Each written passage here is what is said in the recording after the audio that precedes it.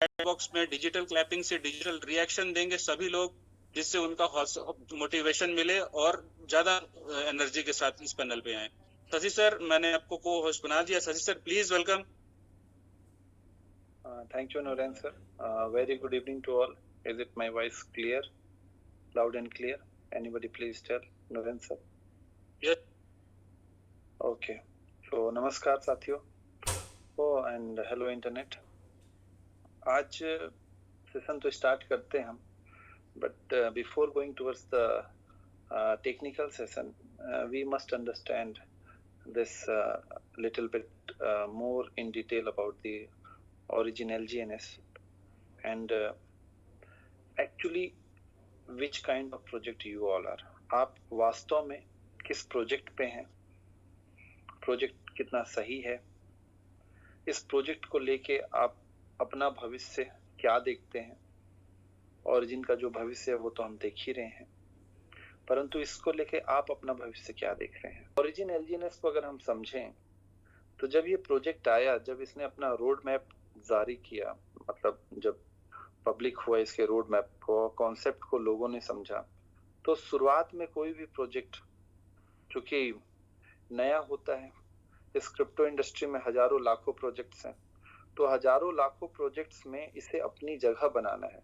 The project has a good intention, the project has a good technical skills, but ultimately basically ये market में अपना नाम भी तो करना पड़ेगा।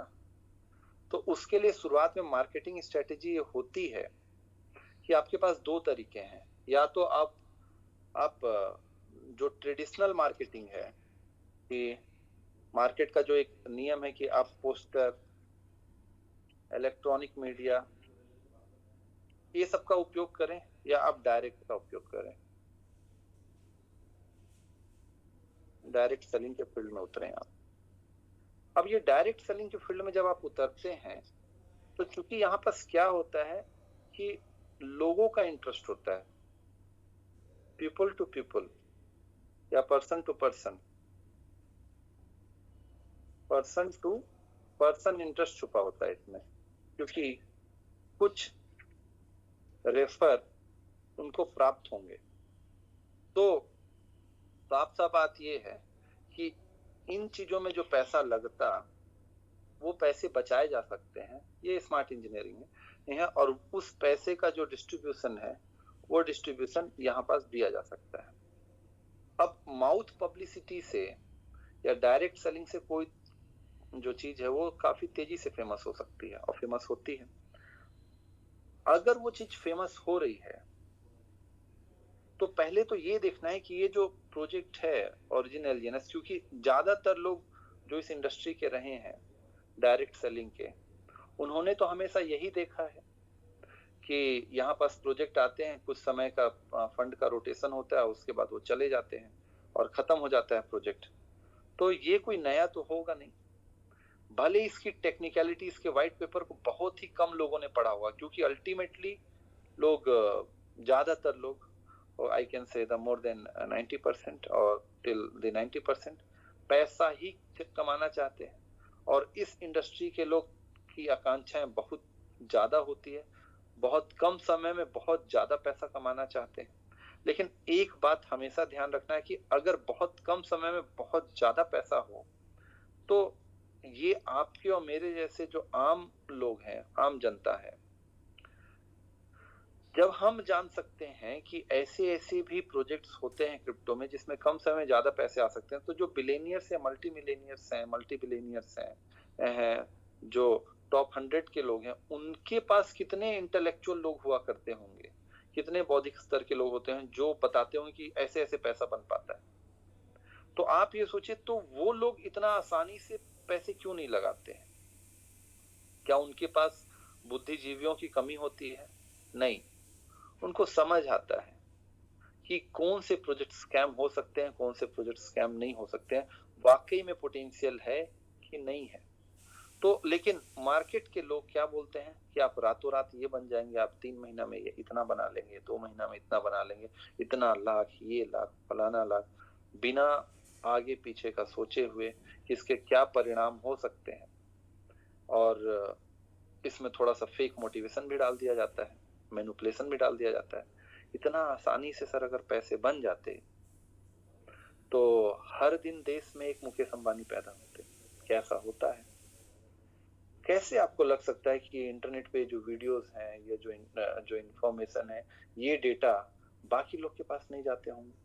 बिल्कुल जाते हैं। सच्चाई कुछ अलग है, लेकिन हम सच्चाई को जनरली स्वीकार नहीं करते हैं। ये हमारी सबसे बड़ी कमी है। ऑरिजिन एलजीएनएस भी ये चीज जानती है। ऑरिजिन ने एक बहुत ही गजब का मैकेनिज्म डेवलप किया, क्योंकि क्रिप्टो इंडस्ट्री में एक तो लाखों कॉइन्स हैं। इन्होंने एक टेक्नोलॉजी डेवलप किया जिसको डेवलप करने में इनको 10 से 12 साल लगा, जो कि सटीक पे दिखता है। मैंने कई बार दिखाया। उससे पहले तो कई लीडर्स यही बात बोलते थे कि एक प्रोजेक्ट 12 साल चलेगा तो 13 साल चलेगा। कुछ नहीं पढ़ते हैं वो, बाद में दूसरों की बातों को सुनते हैं और फिर उसके हिसाब से अपने मीटिंग्स में बताते हैं। वहां पास छोटा सा अंग्रेजी एक लिखा हुआ था, the project age is 12 year. इसका मतलब क्या? आप भविष्य कैसे बता सकते हैं कि 12 साल चलेगा प्रोजेक्ट? कल को नॉर्थ कोरिया क्या कहते हैं, एक अटैक कर दे, या मान लेते हैं क्या कहते हैं रशिया या किसी का वार हो जाए, तो हम कल का भविष्य नहीं जानते, एक सेकंड बाद का भविष्य नहीं जानते, तो आगे का कैसे जानेंगे? प्रोजेक्ट को डेवलप होने में 12 साल लगे हैं, ये है। लेकिन पता नहीं ये जानकारी कितने समय से दी जा रही थी। 0.2 से नीचे नहीं जाएगा, ओरिजिन ने कभी नहीं कहा है, लेकिन लोग कहे पड़े हैं, कुछ सच कुछ झूठ बोल के लोग को फंसा भी दे रहे हैं। ऐसे नहीं करना चाहिए। आपके पास अगर सही जानकारी नहीं है तो पहले जानकारी एकत्रित कर लें और जानकारी एकत्रित करने के आधार पे बोलें। तो ओरिजिन ये चीज जानती थी कि 10 से 12 लाख प्रोजेक्ट्स के बीच में अगर मुझे फेमस होना है तो मुझे डायरेक्ट सेलिंग में तो आना पड़ेगा। तो डायरेक्ट सेलिंग में आने के लिए 10 साल का रिसर्च ओरिजिन क्यों करती? साफ साफ बात है, डायरेक्ट सेलिंग वाली तो हजारों लाखों कंपनियां रही हैं जो आई हैं और चली गई हैं। मतलब अगर मैं फाइनेंस की बात करूं तो प्रोडक्ट बेस की बात नहीं कर रहा हूं अभी मैं, हालांकि प्रोडक्ट बेस में भी ऐसा होता है, कुछ प्रोजेक्ट्स को छोड़ के तो हजारों कंपनियां आती हैं और चली जाती हैं। तो अगर कुछ मिलियंस पैसे कमाने ही थे ओरिजिन को, तो ये 10 साल का मेहनत करते यार। वो मेरे को ये समझ नहीं आ पाता है। मैं अपनी इंजीनियरिंग कंप्लीट कर रहा हूँ 4 से 5 साल में, उसके बाद आगे की मास्टर्स कंप्लीट कर रहा हूँ, पीएचडी करने जा रहा हूँ। मतलब मुझे तो यही दिख रहा है कि इतना पढ़ना पड़ रहा है, एक एक कोड को समझना पड़ रहा है, हालत खराब हो जा रही है, रात की नींद उड़ जा रही है और कुछ समय के बाद मतलब कि मन भी हो जाता है बहुत पढ़ लिया यार, बहुत अब थक गया मैं। और 10 साल से वो लोग मेहनत कर रहे हैं, 12 साल से मेहनत कर रहे हैं कि हमको एक डायरेक्ट सेलिंग का प्रोजेक्ट लॉन्च करना है। नहीं, ऐसा नहीं है। मैं जो समझ पाया हूँ उनके पीछे, वो जो मैं जो समझ पाया हूँ, उनको ये समझ आ रहा हो कि we can change the world, we can literally can change the financial ecosystem of the Web3 world. But for that particular thing, we must have to promote our project. And for that promotion, we need direct selling formula. That's why, मतलब मैं इसको थोड़ा सा रूपांतरित करूं आप लोग को हिंदी में, कि उनको पता है कि Web3 इकोसिस्टम के द्वारा, जैसे कि एक रिवोल्यूशन बिटकॉइन ने लाया, दूसरा रिवोल्यूशन इथेरियम ने लाया, हम भी कुछ रिवोल्यूशन ला सकते हैं। हम मेहनत कर रहे हैं, क्योंकि we don't know who the actual developer, actual creators of the origins, or how many peoples are working inside the origin. We don't know. This is the beauty of the origin. They are doing this kind of work. उसके बाद उनकी जो technical team होगी या जो भी marketing team होगी, non techno, उन्होंने समझा कि हम बना तो अच्छा दे रहे हैं यार, लेकिन लोगों तक कैसे पहुंचा जाए। 7 अरब का पॉपुलेशन है वर्ल्ड में, 7 अरब के पॉपुलेशन तक हम कैसे पहुंचे, जबकि अभी पूरी तरह से बिटकॉइन भी क्या कहते हैं 10 करोड़ लोगों तक नहीं पहुंच पाई है। तो अगर 10 करोड़ भी लोग हैं तो वहां तक अगर मुझे पहुंचना है, तो वहां तक पहुंचने के लिए तो बिटकॉइन को तो 15 से 17 साल लग गए हैं और ऐसे में तो काम बन नहीं पाएगा। तो कुछ मैकेनिज्म डेवलप करते हैं कि डायरेक्ट सेलिंग में आए, लेकिन उनको समझ आया कि डायरेक्ट सेलिंग में अगर आपको आना है तो आपको रिटर्न्स ज्यादा देना पड़ेगा, नहीं तो लोग नहीं आएंगे। साफ साफ बात ये, आप अपने आप से स्वयं से पूछें। फॉर एग्जाम्पल, अगर आज आपके पास 1 लाख रुपए इन्वेस्ट करने को है and you know something about the origin, then will you invest your 1 lakh rupees into the origin और इथेरियम और बिटकॉइन? पहले बार आप काफी सोचेंगे, थोड़ा रिसर्च करेंगे कि ओरिजिन स्टेबल है क्या, और बिटकॉइन इथेरियम तो उसके कंपेयर में स्टेबल है ही, लेकिन ओरिजिन से 1 लाख से आपका साल में फॉर एग्जाम्पल 2 लाख बन रहा है, 2x का रिटर्न हो रहा है। बट इथेरियम एंड बिटकॉइन से पॉसिबल नहीं हो सकता है, 50% का रिटर्न है, 60% का रिटर्न है। तो आप पहली प्राथमिकता दे देंगे ओरिजिन को। 100 में से मान लेता हूँ ज्यादातर लोग ऐसे करेंगे, कुछ लोग फिर भी इथेरियम एंड बिटकॉइन को प्राथमिकता देंगे। तो ये बात तो ओरिजिन भी सोची होगी। इसी को कहते हैं the case study and the simulator, कि वो लोग सोच रहे होंगे कि विश्व कैसे सोचेगी उस समय। तो 2 गुना के लिए तो नहीं आएंगे। क्यों? क्योंकि मार्केट में ऑलरेडी इतने रोटेशन के उटपटांग प्रोजेक्ट्स हैं जो बहुत बड़े बड़े वादा कर देते हैं। तो हमको कुछ इनोवेटिव, कुछ अफर्मेटिव, कुछ क्या कहते हैं एट्रैक्टिव डेवलप करना पड़ेगा। लेकिन ये मार्केट में जितने प्रोजेक्ट आते हैं, वो सारे जो प्रोजेक्ट्स होते हैं, उन प्रोजेक्ट में रोटेशन बहुत होता है। और रोटेशन को देसी भाषा में समझाएं तो इसकी टोपी उसके सर। तो एक व्यक्ति का पैसा दूसरे नीचे व्यक्ति ई के कारण निकल पाता है। तो ऐसे कम्युनिटी अगर नहीं आएगी तब तो मामला गड़बड़ा जाएगा, तो ऐसे तो हम खत्म हो जाएंगे। तो इसी बात का तो रिसर्च चल रहा है 10 साल से कि ऐसा क्या किया जाए, ऐसे क्या मैकेनिज्म किया जाए कि शुरुआत में हमको डायरेक्ट सेलिंग का फीचर भी ऐड करना है, ज्यादा रिटर्न भी देना है लोगों को, और हमको जनरेटिव पार्ट या हमारे पास फंड का मैनेजमेंट सिस्टम भी रखना है। तो इसी पे रिसर्च हुआ। तो उस रिसर्च से ही जो चीज बन के आई, वो बन के आती है the treasury, the liquidity pool, the blockchain of हमारे पास जैसे कि अनुबी का जो सिस्टम है। और व्हाइट पेपर में इन्होंने रोड मैप को डाल दिया कि ऐसे ऐसे हम ये सब चीजें करेंगे, जिसमें पहला जो पार्ट था ओरिजिन का, वो एलजीएनएस था, the native token, unstable token, जो इस तरह से रिटर्न देगी। अब इसमें उन्होंने ट्रेजरी का मैकेनिज्म लगाया, क्योंकि ट्रेजरी में फंड रिजर्व होती है। ट्रेजरी के ऊपर, लिक्विडिटी पूल के ऊपर मैं अलग से सेशन लूंगा। हर एक टॉपिक को अगर आप लोग का एंथुसिज्म रहेगा, आप लोग से मतलब मुझे ऐसा लगेगा कि आप लोगों में भूख है सीखने की, समझने की, तो मैं भी अपने स्टडी को बढ़ाऊंगा और धीरे धीरे मैं उस हर एक एक टॉपिक के ऊपर एक एक वीडियोस बनाना शुरू करूंगा। और मोटिवेशन तब आएगा, और क्योंकि बात मोटिवेशन की है, जब आप लोग रियली में इंटरेस्टेड होंगे सीखने के लिए। क्योंकि मैं तो ये देख रहा हूँ कि अगर मैं जानकारी रख रहा हूँ तो मुझे भी, बात तो एक ही है, भूखे पेट भजन न होए गोपाल, मुझे भी अपने घर परिवार सभी को देखना है, समझना है। तो जब मैं ये जानकारी रख रहा हूँ और मैं जान रहा हूँ कि मैं कैसे कैसे करके मतलब कि पैसे बना सकता हूँ, तो मैं अपने लिए फिर देखूंगा होगा। अगर आप सभी लोगों में वो भूख, वो जिज्ञासा नहीं है, तो फिर मैं यहाँ पास 2 घंटा 2.5 घंटे का समय किस लिए दूं? तो अगर ये चीजें आगे दिखेंगी कि नहीं इंटरेस्ट है, लोगों का इंटरेस्ट बढ़ रहा है इन्फिनिटी सॉल्यूशंस के प्रति, या यूट्यूब के प्रति, या जूम में मीटिंग का रस, मतलब क्वांटिटी, वाकई में सीखने समझने की क्षमता, तो मैं एक एक टॉपिक के ऊपर वीडियो बनाना और एक एक टॉपिक के ऊपर एक एक सेशन लेना शुरू कर दूंगा। क्योंकि मैं ये विजन रख रहा हूँ कि इन्फिनिटी सॉल्यूशंस के द्वारा फाइनेंशियल जो मैकेनिज्म है वो इस तरह का डेवलप हो कि आप सही का चुनाव कर सकें, लॉन्ग विजन की ओर जा सकें, इन्वेस्टमेंट के प्रारूप को समझें, फंड के डाइवर्सिफिकेशन को समझें।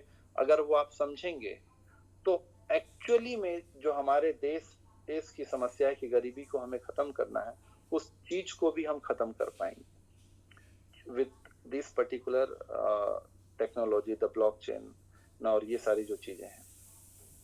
तो अब ये आगे पता चलेगा कि आप लोग कितना इंटरेस्ट दिखाते हैं, तो मुझे भी मोटिवेशन मिलेगा कि मैं भी आगे पढ़ना चाहता हूँ। तो एक बात यहाँ पास ये समझिए कि जो ट्रेजरी होती है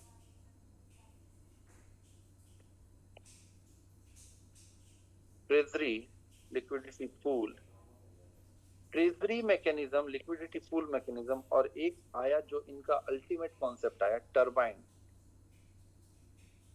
ये जो तीन मैकेनिज्म डेवलप हुए, इन तीन मैकेनिज्म के थ्रू रिटर्न भी दिया जा सकता है फंड को लॉक मैकेनिज्म के द्वारा भी रखा जा सकता है, और एक बैकअप मैकेनिज्म बनाया जाता है जिसके आधार पे क्या कहते हैं, आपका जो प्रोजेक्ट है वो नेवर एंडिंग होता है फॉर्मूला के हिसाब से। और फॉर्मूला वो प्रैक्टिकल में कैसे बदला है वो भी हम दिखाते हैं। थोड़ा सा मैं वापस से अब आईपैड से वापस से मैकबुक पे जाऊंगा, वहां पास दिखाऊंगा, फिर जरूरत पड़ेगा तो मैं वापस से आईपैड पे आऊंगा। तो इतना ही बताने में नौबत, अभी तो मैं स्टार्ट भी नहीं हुआ। चलिए कोई बात नहीं, देखते हैं कहाँ तक आप लोग जाते हैं। 1 मिनट,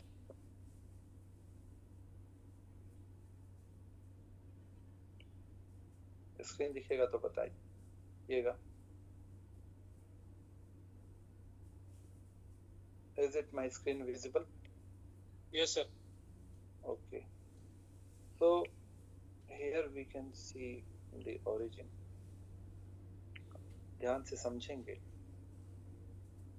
जैसे कि बैंक है आरबीआई, द बैंकर्स बैंक। जब कभी भी आप 100 रुपए, 1000 रुपए, 1000 तो अभी नहीं चल रही, 500 रुपए मतलब का नोट देखते हैं, तो मैं धारक को इतना रुपए देने का वचन अदा करता। केवल उस वचन का ही वैल्यू है, नहीं तो वो तो कागज का टुकड़ा है। परंतु उस कागज के टुकड़े के पीछे बैकअप क्या है, वैल्यू क्या है। अगर हम अपने देश की बात करें तो जितने भी हमारे देश में, अगर मैं जीडीपी की बात करूं, ग्रॉस डोमेस्टिक प्रोडक्शन, तो जितने भी गुड्स मतलब आर्टिकल, सामान, और जितने भी सर्विसेज, जो भी हम कार्य कर रहे हैं, नौकरी कर रहे हैं, सब सर्विस है। तो उन सब की वैल्यू को हम जीडीपी कहते हैं। तो आईएनआर की वैल्यू क्या है, वो किससे बैक्ड है। तो आईएनआर की वैल्यू जो बैक्ड है, वो वैल्यू बैक्ड होती है गोल्ड से, बॉन्ड से, या तो फॉरेन के करेंसियों के रिजर्व से। मतलब अगर 1 रुपए छापा गया है या 1 रुपए का सिक्का मैन्युफैक्चर किया गया, तो उसके पीछे 1 रुपए का गोल्ड की बैकअप है, आप ऐसे समझिए। अब चूंकि ओरिजिन तो डिजिटल इकोनॉमी है, और इन्होंने कहा भी है कि we are going to develop the Web3 integrated financial ecosystem. और चूंकि ये डिसेंट्रलाइज है, तो डिसेंट्रलाइज होने के नाते ये गोल्ड के रूप में बैकअप नहीं रख सकते, क्योंकि गोल्ड फिजिबल है। गोल्ड के रूप में बैकअप रखेंगे तो दुनिया को पता चल जाएगा कि ये कौन लोग हैं। तो डिजिटल रूप में ही ये बैकअप रख सकते हैं। तो कैसे रखेंगे बैकअप, ऐसी डिजिटल चीज का बैकअप रखा जाए जो कि फिजिकल चीज से बैक्ड हो। ध्यान से समझिएगा, मैं बता रहा हूँ इसको समझाने के लिए। मैं अब वापस से आप लोग अपने मोबाइल में डैशबोर्ड ओपन कर लेंगे तो मुझे समझाना आसान होगा, क्योंकि मैं फिर से आईपैड पे जा रहा हूँ। सेशन अच्छा लग रहा है आप लोग को तो चैट बॉक्स या कमेंट में लिखें, तो मैं आगे बढ़ता हूँ। ओके, तो चलिए समझते हैं। अगेन आईपैड में आते हैं। यहाँ पास देखें आप कि एक आईएनआर है। आईएनआर के पीछे की जो बैकिंग है वो है गोल्ड, ठीक है। अब मान लेते हैं आईएनआर का हम डिजिटल रूप बना देते हैं, ई रूपी, ठीक है। मतलब जो हमारे पास, हम ई रुपीज को भी देखते हैं। जैसे कि ई रुपीज को मैं समझाने के लिए आपको ऐसे वाला सिंबल दे देता हूँ कि ये क्या है, डिजिटल आईएनआर, ठीक है। तो डिजिटल आईएनआर किससे बैक्ड है, डिजिटल आईएनआर बैक्ड है असली वाले आईएनआर से, जो बैंक हमको छाप के दे रही है, मान लीजिए। और ये जो आईएनआर है वो बैक्ड है किससे, गोल्ड से। तो अल्टीमेटली क्या हुआ कि डिजिटल आईएनआर गोल्ड से बैक हो गया। इन द सेम मैनर, ध्यान से समझिएगा, कि अगर LGNS है, LGNS का बैकअप अगर USDT से कर दिया जाए या कोई भी फ्यूचर में स्टेबल कॉइन ए से भी होगा और भी चीजें होंगी, और अगर जो USDT है ये बैक्ड है आपका US डॉलर से और US डॉलर बैक्ड है गोल्ड से मान लेते हैं, तो एक्चुअली में LGNS जो है वो बैक्ड हो गया गोल्ड से। बात समझ आया आपको? तो जब जब LGNS मिंट होंगे, जब जब LGNS मिंट होके बाहर आएंगे, तो उसके पीछे एक USDT या डाई का बैकअप होना चाहिए। अगर ये बैकअप नहीं होगा तो ऐसे तो LGNS की संख्या कितनी भी छप जाएगी, और अगर वो संख्या कितनी भी छप जाए और उसके पीछे की बैकअप में USDT या डाई ना हो, तब तो LGNS की वैल्यू डिवैल्यूएट होकर जीरो भी जा सकती है। लेकिन ऐसा नहीं है। ओरिजिन ने इस फाइनेंशियल सिस्टम को समझा। उन्होंने क्या बनाया कि जब जब LGNS छपेगी तो उसके पीछे एक USDT की बैकअप होनी चाहिए, और ये value risk free value RFV से पता चलेगी। इसीलिए जब आप डैशबोर्ड पे देखते हैं रिस्क फ्री वैल्यू, तो उसमें लगभग 1100 मिलियन के करीब की वैल्यू है, और मतलब कि RFV जो है, सॉरी, RFV जो है लगभग 1100 मिलियन डॉलर पे है, और जो सर्कुलेटिंग सप्लाई है आपकी, सर्कुलेटिंग सप्लाई जो है LGNS की, वो अभी करीब 900 मिलियन है। तो इसको जब इससे डिवाइड किया जाएगा तो ये 1.2 समथिंग आ रहा है, मतलब बैक्ड है, मतलब अपने आप LGNS नहीं छप जा रही। और ये LGNS कितने तेजी से मिंट होगी, इसके ऊपर APY का भी मैकेनिज्म लगता है, और ये APY भी इससे रिलेटेड होती है, और भी बहुत सारी चीजें हैं। तो ये तो उन्होंने एक सिस्टम बना दिया कि जिससे हम डायरेक्ट सेलिंग में शुरुआत में, क्योंकि वो बास्केट है, उस बास्केट में इन्होंने अच्छी खासी मात्रा में ट्रेजरी की बात कर रहा हूँ, अच्छी खासी मात्रा में उन्होंने फंड डाल दिया।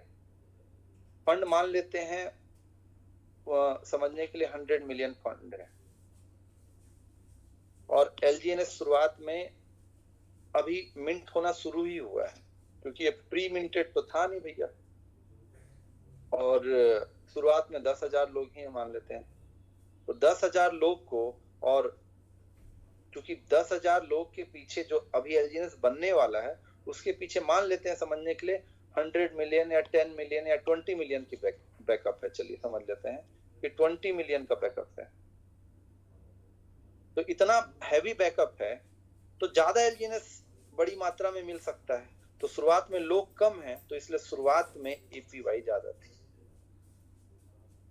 क्योंकि लोग कम थे, बैकअप ज्यादा था डॉलर के रूप में, USDT के रूप में और डिस्ट्रीब्यूशन कम पे हो रहा था, तो इसलिए APY ज्यादा था। तो इसीलिए उन्होंने 0.4% पर 8 आवर का एक अपर लिमिट लगाया, बट लोअर लिमिट उन्होंने नहीं बताया। क्यों? क्योंकि ये डायनेमिक फॉर्मूला है, मैथमेटिक्स है, बहुत बड़ी मात्रा में जाने लगे। जैसे कि आज मैंने देखा, आज एक अच्छा दिन है, क्योंकि मैं आज देखा हूं कि 2 मिलियन होल्डर्स हो गए किसी एक डायरेक्ट सेलिंग प्रोजेक्ट के लिए, जो कि समहाउ कम्युनिटी सिस्टम में आई। इतनी बड़ी मात्रा में होल्डर्स, ये अपने आप में एक बहुत बड़ी उपलब्धि है। तो इसके लिए तो आप सभी लोग को पहले अपने आप को भी बधाई देना चाहिए, और ओरिजिन को बधाई देना चाहिए कि ऐसा सिस्टम उन्होंने डेवलप किया। जब वो एक कमरे में होते होंगे, देखते होंगे, ये 10 साल का मेहनत का परिणाम है। जो वो बैम्बू वाला मैंने स्टोरी सुनाया आपको, तो उनके 10 साल का मेहनत 2 साल में नहीं भागने वाला है भाई। आगे बढ़ते हैं। अब क्योंकि एक्चुअल विजन कुछ और है इनका। एक्चुअल विजन है वेब 3 का डिजिटलाइजेशन, पूरी तरह से वेब 3 का फाइनेंशियल इकोसिस्टम बनाना। उस फाइनेंशियल इकोसिस्टम को कम समय में बड़ी मात्रा में क्रिप्टो इंडस्ट्री में एक अच्छे कद पे लाने के लिए, क्योंकि in terms of market cap it already became the top 30 project के लिए इन्होंने कम्युनिटी सिस्टम लाया होगा। ये मैं इंटरप्रेट कर पा रहा हूँ, ये मेरा मानना है, ये मैं समझ पा रहा हूँ। अब मैं देखता हूं कि जिस हिसाब से सोचा है उस हिसाब से तो ये सही जा रहे हैं। अब आगे क्या, क्योंकि इन्होंने देखा कि जब प्रोजेक्ट में अच्छी खासी बड़ी मात्रा में लिक्विडिटी आ जाएगी, कि लोग भी बहुत ज्यादा हो जाएंगे, तो हम बहुत ज्यादा एपीवाई नहीं दे पाएंगे। बट उसके बाद भी इतनी गजब की मैकेनिज्म डेवलप किया, इतना गजब का टरबाइन सिस्टम डेवलप किया, और उसमें जनरेशन पार्ट भी ले आया, जो मैं किसी और सेशन में बताऊंगा, कि उसके बाद भी ये एपीवाई को अराउंड 800% तक मेंटेन कर पा रहे हैं भाई। 800% तक मेंटेन कर पाना मजाक बात नहीं है। बीटीसी गोल्ड ने लास्ट ईयर 60% का रिटर्न दिया है, और बीटीसी ने बहुत ज्यादा रिटर्न नहीं दिया है, मतलब 2x तो नहीं हुई है बीटीसी एक साल में। अगर देखें, चलिए मतलब कि समझ लेते हैं 70 नहीं, उतना भी नहीं हुई है, 50% का रिटर्न एक मान लेते हैं, जबकि वो $1 ट्रिलियन की मार्केट कैप है भाई, ये ट्रिलियन में है ये, और अभी तो ये बिलियन ही पहुंची है। 1000 बिलियन होगा तब वो ट्रिलियन कोई बनता है। इथेरियम नहीं पहुंच पाई, इथेरियम तो आपकी अभी 270 की 280 बिलियन डॉलर पे है मार्केट कैप, और इथेरियम 2015 से एक्टिव है, 2015 के मिड से, और इतने कम समय में ये बिलियंस पे पहुंच गई है, और आगे की ओर बढ़ रही है ये, आगे की विजन में। तो इन्होंने एक तरह से तो डायरेक्ट सेलिंग का जो मिथ था उसको तो तोड़ दिया, कि 6 महीने के लिए, साल भर के लिए, 3 महीने के लिए चीजें आती हैं और फिर खत्म हो जाती हैं। लेकिन दुनिया तो डेमोक्रेटिक है, किसी को रोका तो जा नहीं सकता है। बहुत सारे प्रोजेक्ट इस मॉडल को कॉपी किए, जैसे कि बिटकॉइन का एक मॉडल आया, कल मैंने बताया कि बिटकॉइन के मॉडल को मोनेरो ने, एक्सएमआर ने भी कॉपी किया, बट थोड़े से चेंजेस करके। क्या, कि बिटकॉइन टोटली पब्लिक है and we need private transactions also, that's why we will use the blockchain concept like the Bitcoin, but we will use in a private manner. That's why the birth story of the XMR. Now GCash थोड़ा सा और advance के साथ आती है, कुछ और concept को आती है वो और जीरो नॉलेज प्रूफ के साथ आती है, और वो बोलती है कि नहीं, we are much more superior than the XMR। But origin जो है वो ये देखती है कि यार वर्ल्ड तो वेब 3 की ओर शिफ्ट हो रही है। वेब 1 के बारे में नूरैन सर ने इन्फिनिटी सॉल्यूशंस पे एक बार बताया होगा, मैंने भी कई बार बताया है, शॉर्ट में बता दे रहा हूँ। नॉर्मल आप केवल चीजों को देख सकते थे, जैसे कि कुछ लिखा हुआ है, वेब पेज स्टैटिक होता था वो, जैसे कि HTML, हाइपरटेक्स्ट मार्कअप प्रोटोकॉल, ये सब आपने पढ़ा होगा, जो एक वेबसाइट होता है, बस दिखता है, आप पढ़ सकते हैं, जैसे कि PDF। Web 2 जनरेशन जिस पे हम अभी बात कर रहे हैं, this Zoom is also using the Web 2 ecosystem. Why? Because right now you all are listening, I am transmitting and broadcasting the data. So it means what? It is like I am the server, you all are the clients. So it is the client server architecture, and client server architecture is a Web 2 architecture. And the very advanced version of the architecture is Web 3 architecture.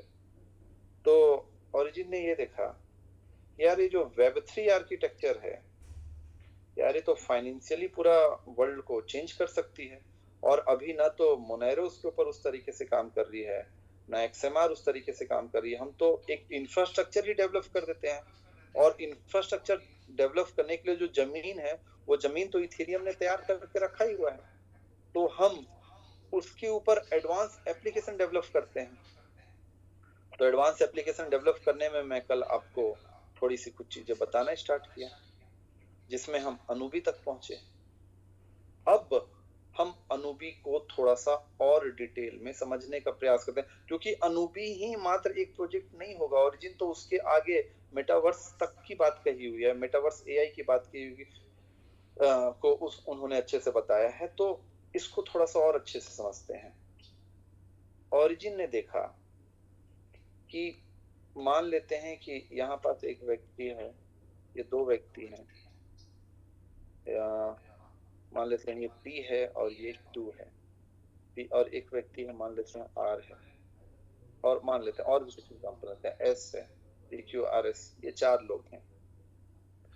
अब अगर हम traditional blockchain system को देखें तो अगर P कोई transaction करता है Q को, Q कोई ट्रांजेक्शन करता है R को, R S को, S P को, या P करता है आपके पास R को, और R मान लेते हैं करता है S को, ये एक जाल है, this is the network. But these all transaction और TXID जो मैंने कल बताया था, ट्रांजेक्शन आईडी जो है, इस ऑल आर विजिबल। इन ट्रांजेक्शनों को कोई थर्ड पार्टी बाहर से ही देख सकता है, क्योंकि वो देख रहा है ना कि कितने मिलियंस का ट्रांजेक्शन हो रहे हैं। और क्योंकि 21st सेंचुरी की बात करूं तो 21st सेंचुरी में डेटा ही असली गोल्ड है। तो अगर उसके पास ये डेटा जाता है कि कौन कितने का ट्रांजेक्शन कर रहा है, इवन दैट ट्रांजेक्शन और that wallet is a decentralised wallet, they can target कि आप इस प्रोजेक्ट्स को यूज करो with the help of web 2 technology. ये थोड़ा सा टेक्निकल होगा, इसको समझने के लिए आपको स्वयं का भी रिसर्च करना पड़ेगा। अगर ये चीजें पता चलती हैं कि आप इतने इतने का ट्रांजेक्शन करते हैं, आपके वॉलेट से हो रहा है ट्रांजेक्शन, तो उस वॉलेट तक वेब 3 तक वेब 2 के माध्यम से पहुंचा जाएगा, और एफिलिएट मार्केटिंग का कॉन्सेप्ट यूज करके आपको प्रोडक्ट्स दिखाए जाएंगे और चीजें बनेंगी। इसका दूसरा दुरुपयोग भी किया सकता है, अगर उसकी आइडेंटिटी किसी दूसरे तरीके से इंटेलिजेंस का उपयोग करके, डिजिटल इंटेलिजेंस का बात मैं नहीं कर रहा हूँ, जैसे पुलिस करती है, ये है सीबीआई करती है, FBI करती है, उस तरह का इंटेलिजेंस का उपयोग करके संभव पता किया जाता है कि ये क्या किया जा रहा है, तो आप तक पहुंच सकते हैं वो लोग कि इतना इतना पैसे का ट्रांजेक्शन कर रहे हैं। तो कल को भविष्य में स्कैम्स के जो मैकेनिज्म होंगे वो बदल जाएंगे, जैसे आज भी हो रहे हैं, कॉइन्स के रूप में स्कैम हो जा रहे हैं, बिटकॉइन के रूप में स्कैम हो जा रहे हैं। कल ही आज ही मैंने एक न्यूज़ पढ़ा है, चाइना के एक ऑफिशियल ने 2018 में कुछ प्रोजेक्ट को लेके 200 से ज्यादा इथेरियम के रूप में घुस लिया था उन्होंने, और उसको बाद में एनकैश कराया गया, और एक NFT की कंपनी इसमें इन्वॉल्व थी। तो जब इस तरह से चीज होगा तो ऐसे तो लोगों की जो स्वतंत्रता है वो छीनी जाएगी, क्योंकि लोग अपनी निजी चीजों को, क्योंकि आज हम अपने देश में भी देख रहे हैं कि डेटा जो है वो प्राइवेट है। आप देखते हैं कि आपने एक क्रेडिट कार्ड लिया, आपने एक क्या कहते हैं मोबाइल का सिम लिया, या आपने मान लेते हैं फॉर एग्जांपल के लिए एंजल वन में या जेरोधा में स्टॉक मार्केट में या ग्रो में अपने आप को रजिस्टर किया, तो आपको मोतीलाल ओसवाल से भी फोन आ जाएगा, आपको एंजल वन से भी फोन आ जाएगा कि कैसा चल रहा है आपका शेयर मार्केट का काम, कौन से SIP कर रहे हैं। ये आपके बिना मर्जी के, आपके पास जो भी सिम है जियो का या एयरटेल का, ये आपके डेटा को बेच कैसे दे रहे हैं? क्यों? क्योंकि अभी हमारे देश में डेटा को लेके उतनी पावरफुल कानून नहीं बने हैं, लेकिन फ्यूचर में तो होगा ही। और अगर वो आपके फाइनेंस से रिलेटेड होंगे तब तो काफी प्रॉब्लम होगा। ओरिजिन ने उसको भी सोचा कि फ्यूचर में ट्रांजैक्शंस इंफ्रास्ट्रक्चर को भी प्राइवेट करना पड़ेगा। तो जो अभी एग्जिस्टिंग ब्लॉकचेन्स हैं,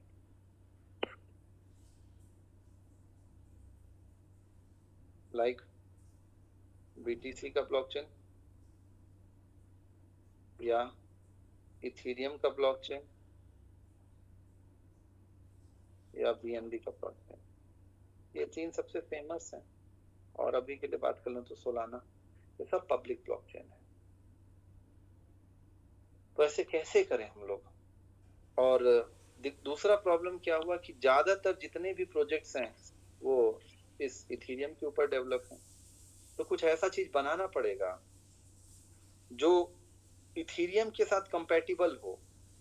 मतलब आप इसे ऐसे समझें कि आप एक ऐसी गाड़ी बनाना चाह रहे हैं जिसमें जो पुराने गाड़ी के फीचर्स हैं वो भी हों और एडवांसमेंट भी हों।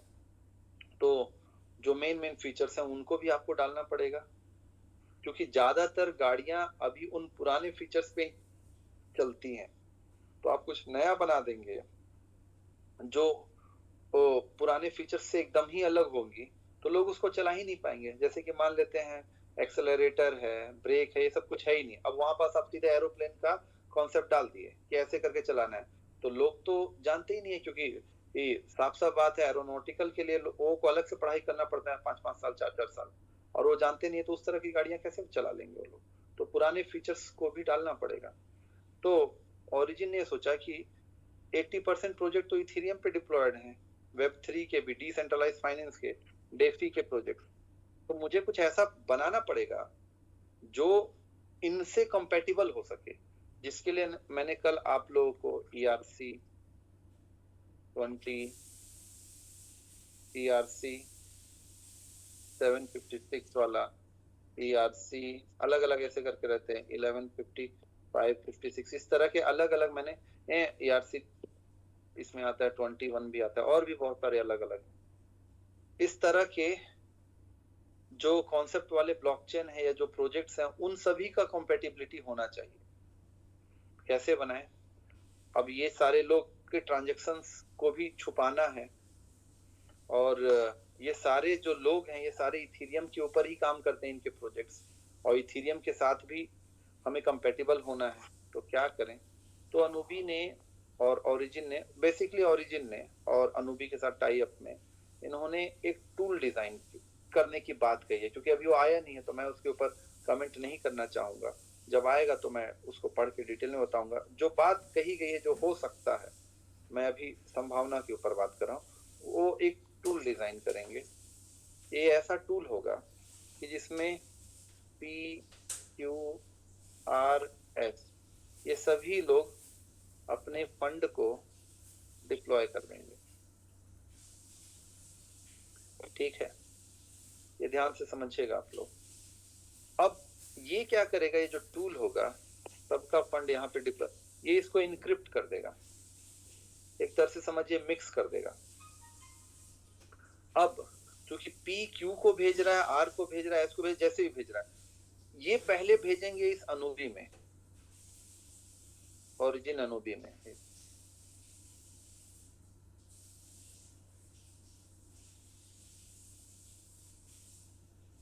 ये जो मिक्सिंग टूल होगा, इनक्रिप्टेड टूल होगा, जो वेब3 को सपोर्ट कर रहा होगा, बाकी चीजों को, ये इस तरीके से इनक्रिप्ट करेगा डेटा को कि इसके बाद जो ट्रांजैक्शंस होंगे, मतलब जो बाहर जाएंगी चीजें, वो किसको जा रही होंगी, इस बात को डिक्रिप्ट नहीं किया जा सकेगा, due to the blockchain technology और the mathematics they have developed.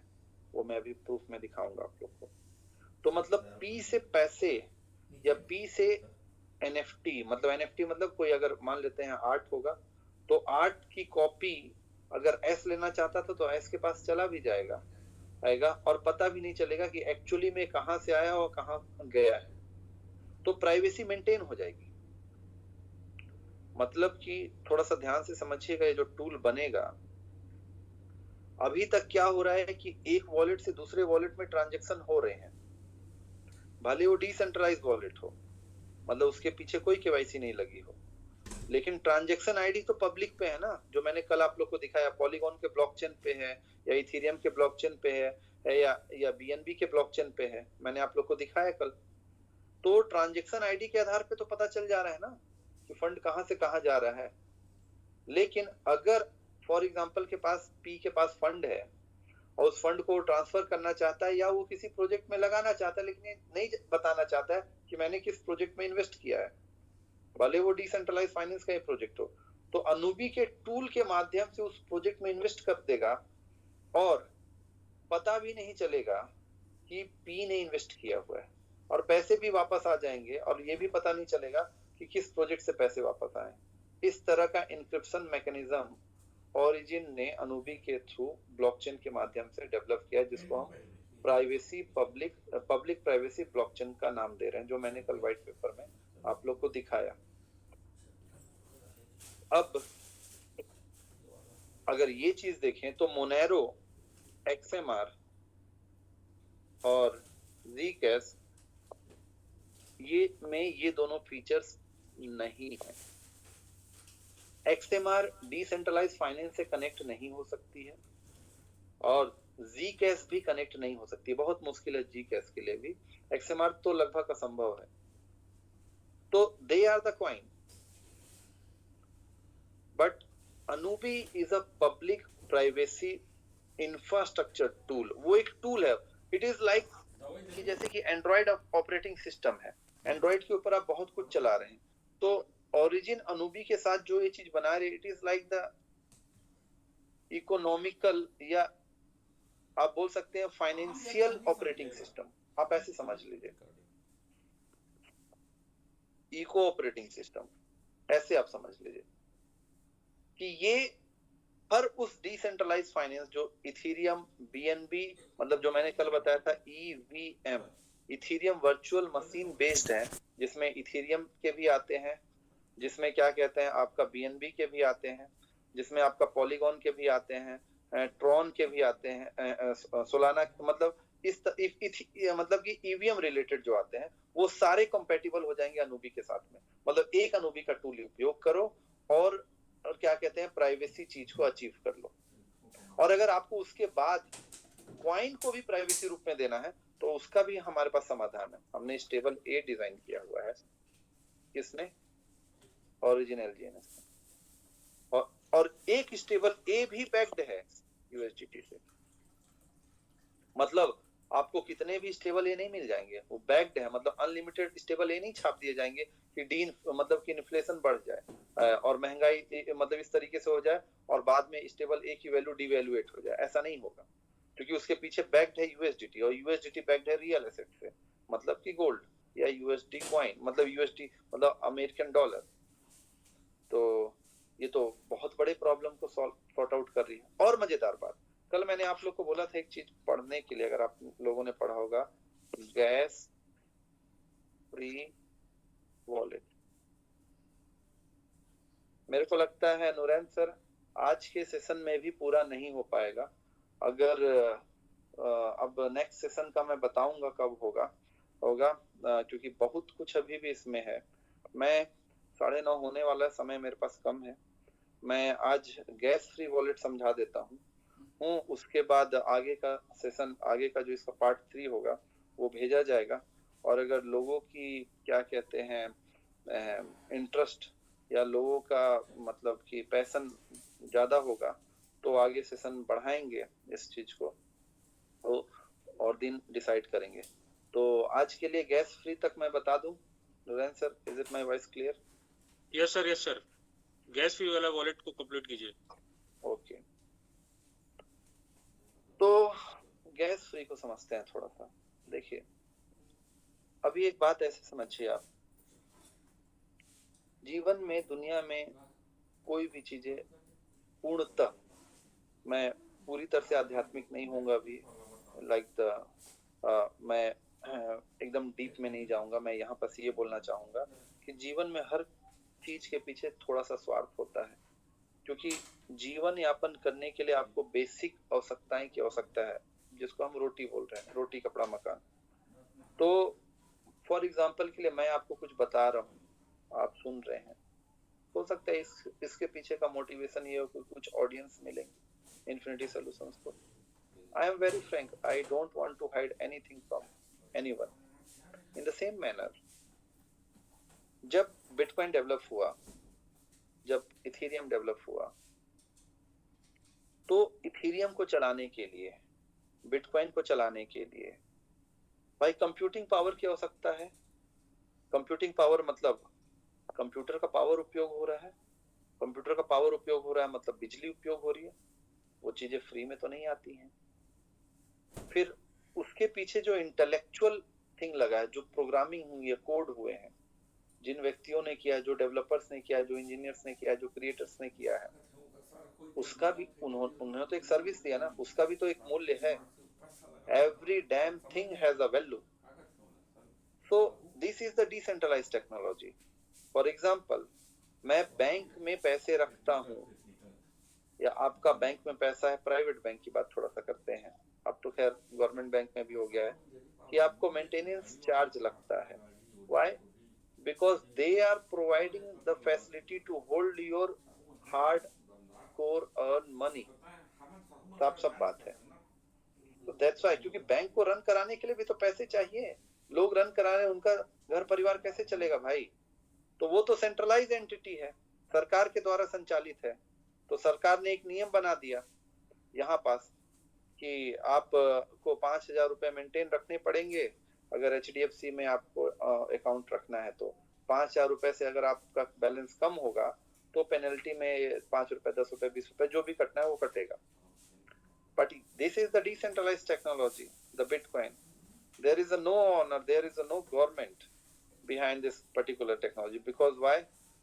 क्योंकि गवर्नमेंट अपने हिसाब से चीजें को मोड़ तोड़ देती है, उसी चीज को तो हटाना था, बट इसको चलाने के लिए भी तो फंड की आवश्यकता पड़ेगी। जो कंप्यूटर्स, जो मशीन्स उस बिजली का उपयोग कर रहे हैं, जो प्रोग्रामिंग किया गया है, उसको उन सबको मेहनताना कैसे दिया जाए? तो मेहनताना दिए जाने के लिए ही कुछ फीस रखा गया, उस फीस को ही हम गैस फीस कहते हैं। अब अगर वो बिटकॉइन का ब्लॉकचेन है तो जो गैस होगा वो बिटकॉइन के ही रूप में होगा। अगर वो इथेरियम का ब्लॉकचेन है तो जो हमारे पास आज साफ साफ बात ये है, मतलब गैस होगा वो आपके पास इथेरियम के रूप में होगा। अगर वो पॉलीगॉन का ब्लॉकचेन है, अगर वो पॉलीगॉन का ब्लॉकचेन है तो उसमें जो गैस है वो पॉलीगॉन के रूप में रहेगा। अब आपको दिखता होगा, आपको समझ आता होगा कि जब आप ट्रांजैक्शन करते हैं ओरिजिन LGNS में तो उसमें शुरुआत में पॉलीगॉन क्यों आपको डालना पड़ता है? आप 1 डालें, 2 डालें, 0.5 डालें, वो इसलिए डालते हैं क्योंकि origin LGNS currently using the conceptual and the physical infrastructure of a polygon blockchain। तो पॉलीगॉन को चलाने के लिए भी क्या चीज की आवश्यकता पड़ेगी? गैस की। तो इसीलिए जब आप उसमें गैस डालते हैं पॉलीगॉन के रूप में, तो पॉलीगॉन आप परचेस कैसे करते हैं?